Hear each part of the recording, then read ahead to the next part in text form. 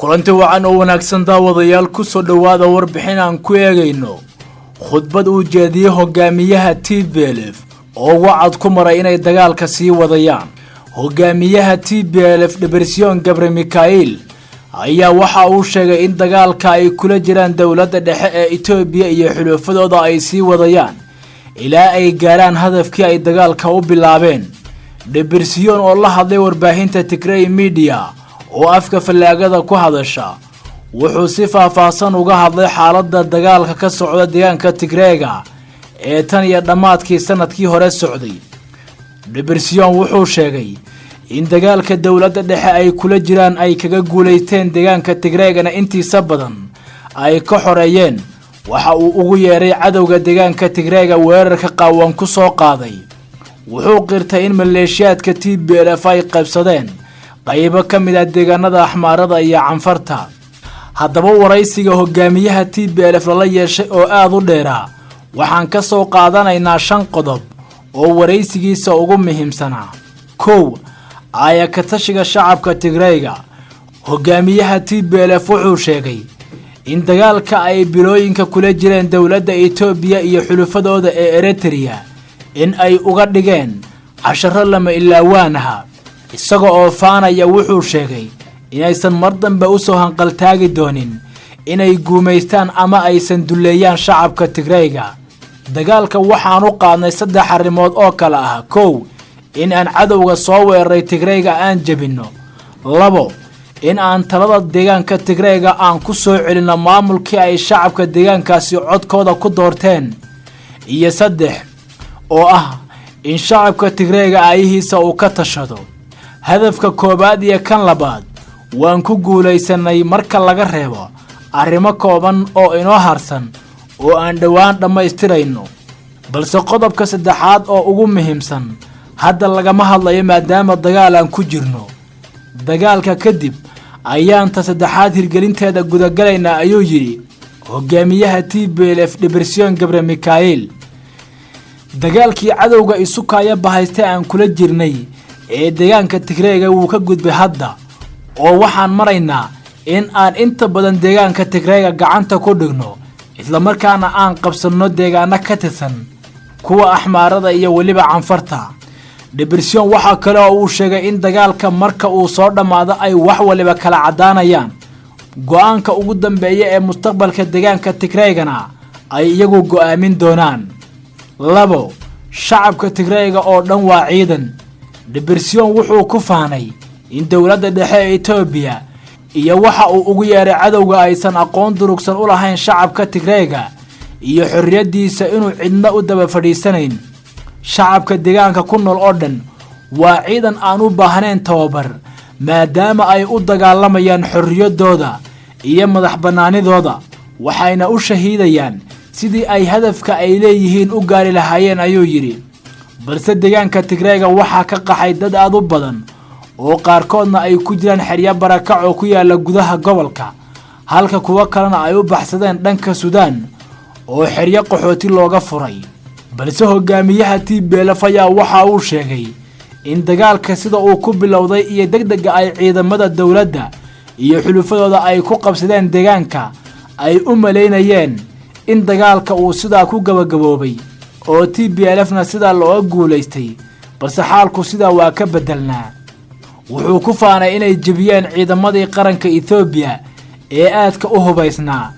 muddo gaaban ayay deegaanka Tigrayga intiisa badan kaga carareen. ma aha mid iska timid balse wuxuu ku yimid dagaalka faraha looga gubtay ee shacabka Tigrayga aysan u kala harin ayuu yiri hogaamiyaha TPLF. 3. maleeshiyaad nagama guuleysan karaan. wuxuu dawladda ra'iisul wasaare Abiy ku eedeeyay inay soo abaabushay maleeshiyaad la dagaalama TPLF. wuxuu ku tilmaamay arrintaasi inaan looga adkaan karin.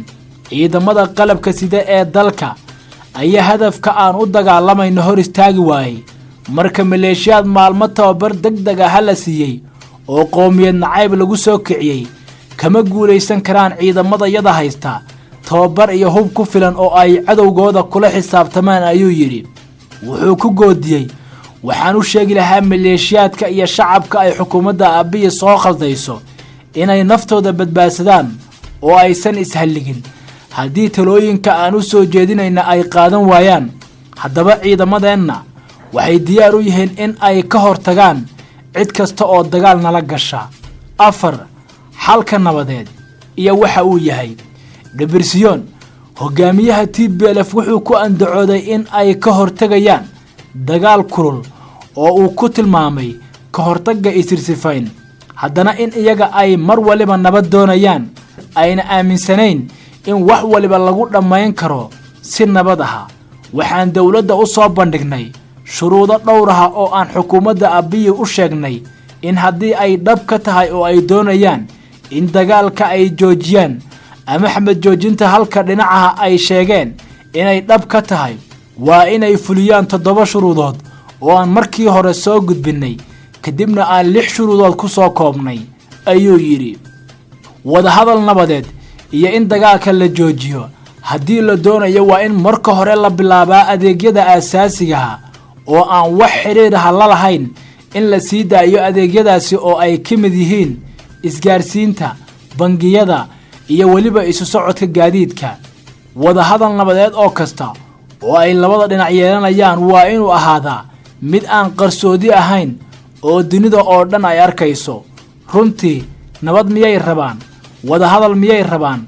hadday rabaan si cad ha u sheegaan, haddaysan rabinna oo dagaal ay rabaan annagana dagaalka waan sii wadaynaa.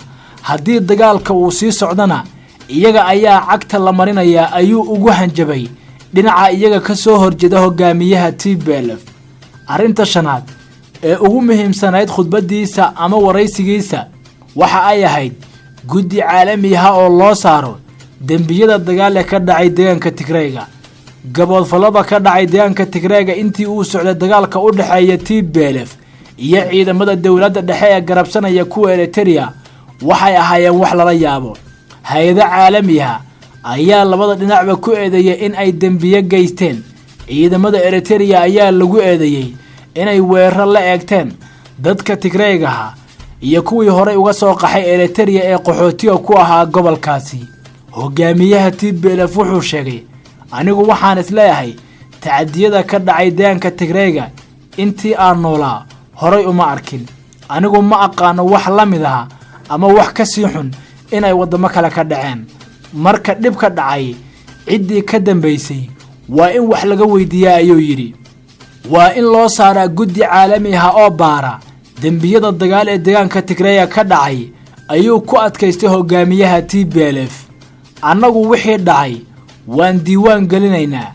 hay'adaha garsoorka ee aan leenahayna dhankooda kaalintooda ayay ka qaadanayaan. balse waa in cid walba oo dhibkaasi ka dambeysay ama geysatay cadaaladda la hor keeno si ay u noqoto mid ay wax ka bartaan jiilalka dambe.